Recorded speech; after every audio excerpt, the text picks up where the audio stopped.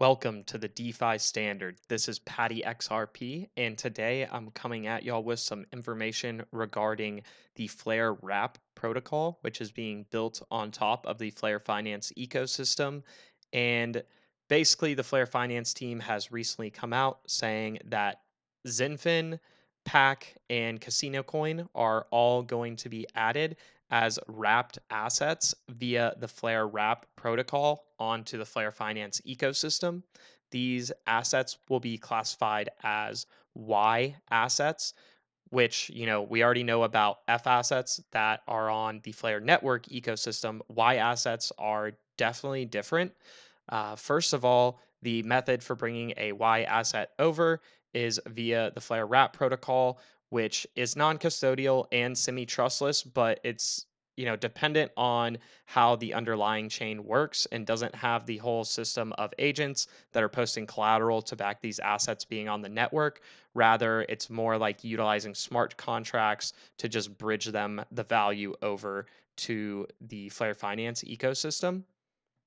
And one thing I noticed with these three coins in particular, having been part of the XRP community for 4 years, I've seen a lot of the different tokens that people within the community have, gotten into outside of just XRP. And PAC, XDC, and Casino Coin all kind of fit that bill for me. I've definitely been introduced to them from other XRP community members in the past. And I think that Flare Finance is partnering with these different protocols, for a very specific reason, and that is because XRP holders are going to be the largest stakeholders of Spark at the beginning of the network. So it's a good way to kind of bootstrap liquidity and pairings with, like, let's say FXRP or something like that between these different assets, as they're not all listed on exchanges to the extent that XRP is, and may not have trading pairs set up with XRP in every jurisdiction somebody would want access from. So adding this into Flare Finance, I think, is a smart move by them, especially with like that community engagement already coming from both sides so far. And to touch on, how exactly Flare Wrap works further, let's go into something that I've written on our website. So for Flare Wrap, basically, they deliver users the ability to bridge assets cross-chain in a non-custodial and semi-trustless method. Governance conducted by YFLR and YFIN holders determines which networks and digital assets should be allowed into the Flare Finance ecosystem. And just as a reminder, if you want to take part in votes around like Flare Wrap or any of the other protocols on Flare Finance, you would have to have some of your Y Flare or all of your Y Flare and YFIN in the governance staking pool that's set up, which allows you to participate in voting whenever new proposals comes up, whether it's for changes to the ecosystem or to the protocols, or for listing new assets or creating new trading pairs on Flare X. That is all done through the governance staking pool. And then also on top of XDC, Casino Coin, and PAC being part of the Flare Wrap protocol, it's also going to have support for Binance Smart Chain, Ethereum, and Terra right from the get go. And this will allow you to bring the main tokens and stablecoins from those respective chains onto the Flare Finance ecosystem. Additionally, users will have to place the asset to be wrapped in a smart contract on the native chain, which will in turn signal smart contracts on Flare network through a bridge relay to mint the wrapped asset onto Flare Finance. And then when sending assets back to the native chain, a user will have to simply burn the wrapped asset for their native asset to be released from the smart contract on the originating chain, essentially.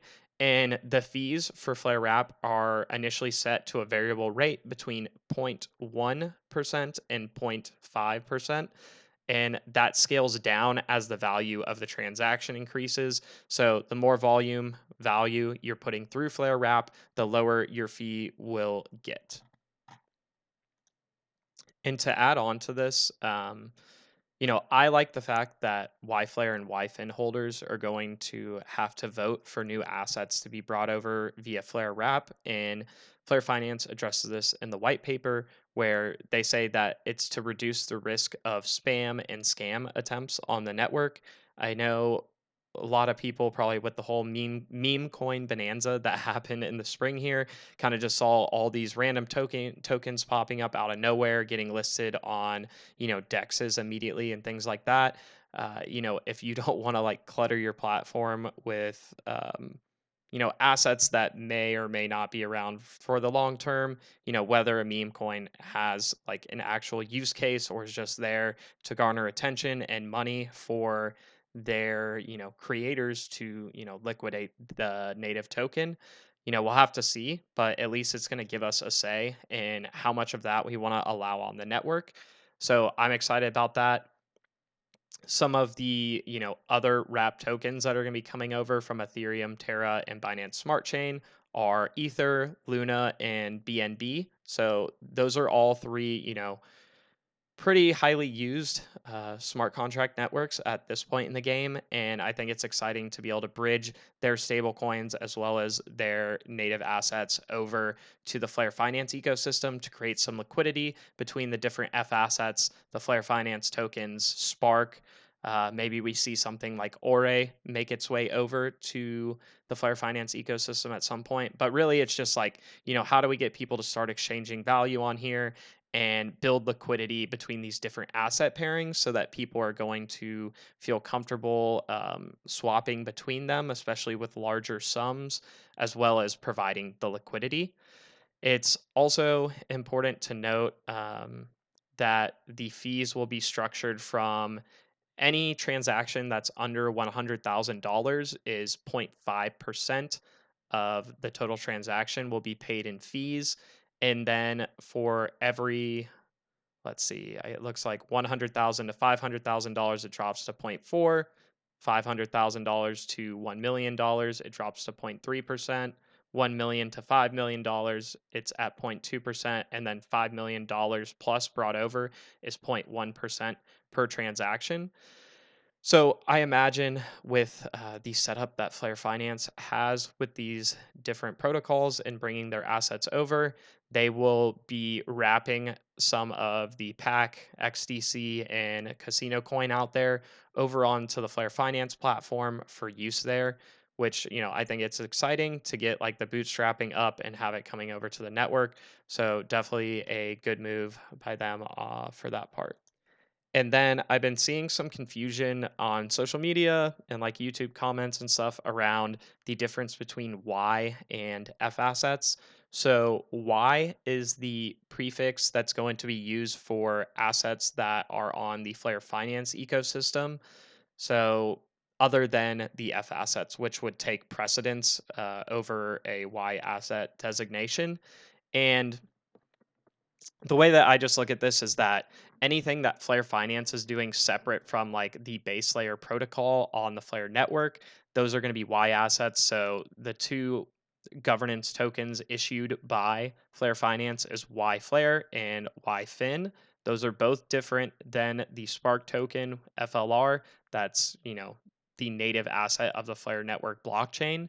And then additionally, anything that's wrapped over onto the Flare Finance ecosystem, that's going to have a Y prefix added in front to represent that it's like a Flare Finance ecosystem. I guess you would call it token. It's wrapped over. So the F assets, though, they have a whole different setup with how they are brought over using the F asset system, utilizing Spark collateral to back the assets. So, when you're wrapping, it's definitely different than minting an F asset. And I would just be aware of that and what those differences are, which we covered earlier in the video, if you intend to do any wrapping on to Flare Finance. Additionally, the fees that are going to be collected from FlareWrap, 50% of those go to the team and investors contract.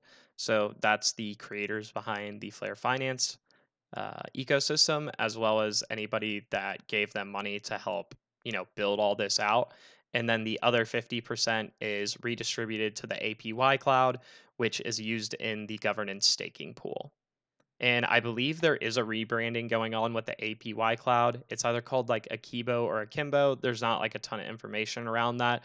But if you see that name change, just realize that that's what APY cloud has changed into from a branding standpoint. So just be aware of that.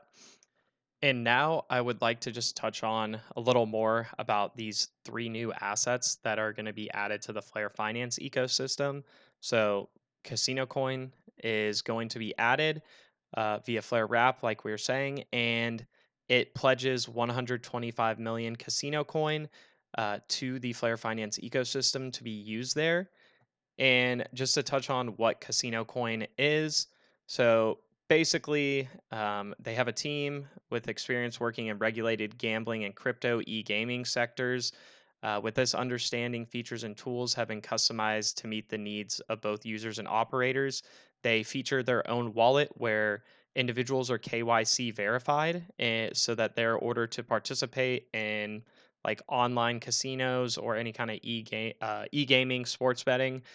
So it's kind of like a regulated way for, people that like to engage in different casino games or like online betting to do so in a KYC manner so they know who you are.